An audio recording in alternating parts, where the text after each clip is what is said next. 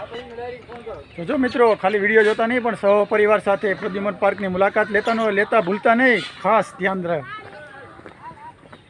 Like share અને subscribe કરવાનું ભૂલતા નહીં. શું છે? હાલો અંદર સાપ માટેનું છે.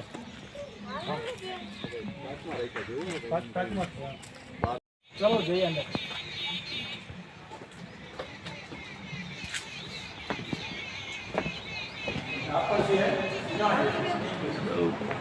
આપણે મગરના મોઢામાં વી ગયા છીએ. હવે અમે તમને સાપ જોવા મળશે. કેચુલી કાંસળી.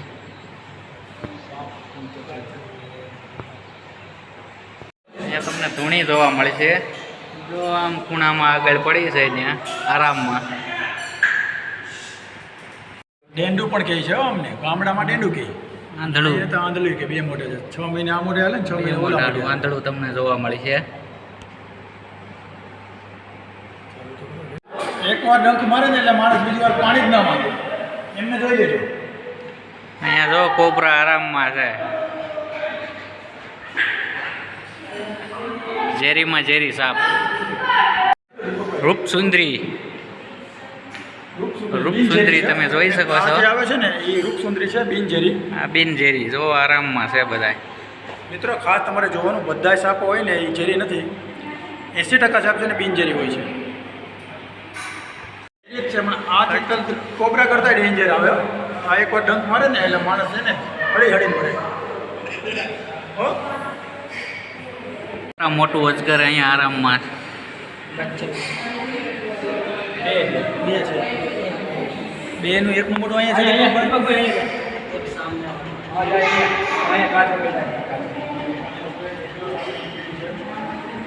જોઈ શકો છો અજગર.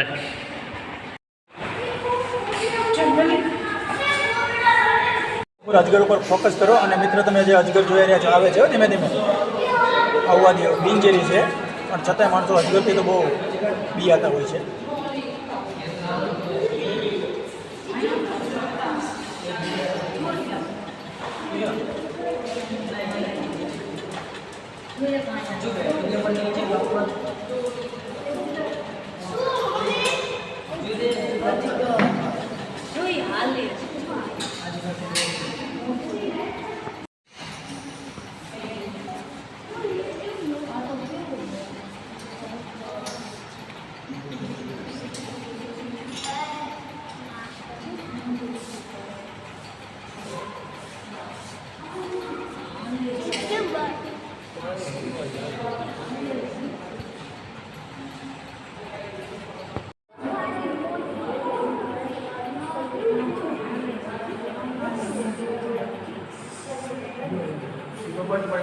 અમને મુલાકાત લેવા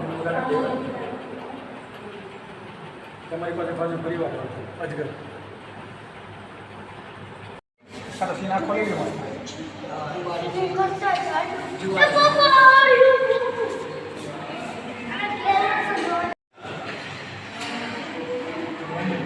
ચાલો મિત્રો આપણા બધા બિનઝેરી અને ઝેરી સાપો તમને અમે બતાવ્યા છે. હવે આગળ અમે તમને બતાવશું જે હશે તે, પણ ત્યાં ગયા પછી ખબર પડશે. જાળીદાર અજગર અહીંયા.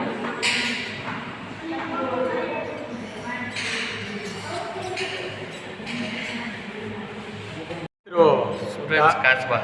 આમની ઢાલ આવે ગોળાકાર થાળીએ જેવી આવે.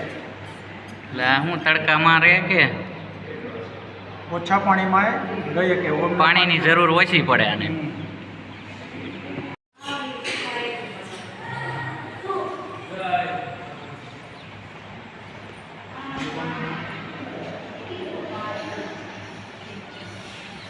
આપણી ભાષામાં કાચબા કહેવાય.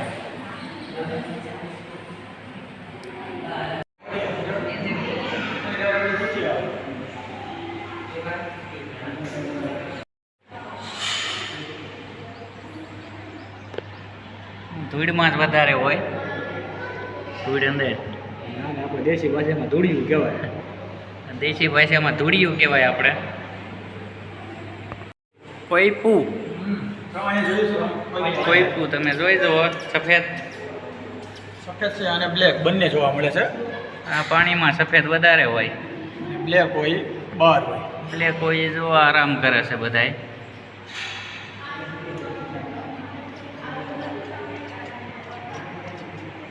અને વધારે પાણીમાં મજા આવે. પાણીમાં જો શું કરે છે.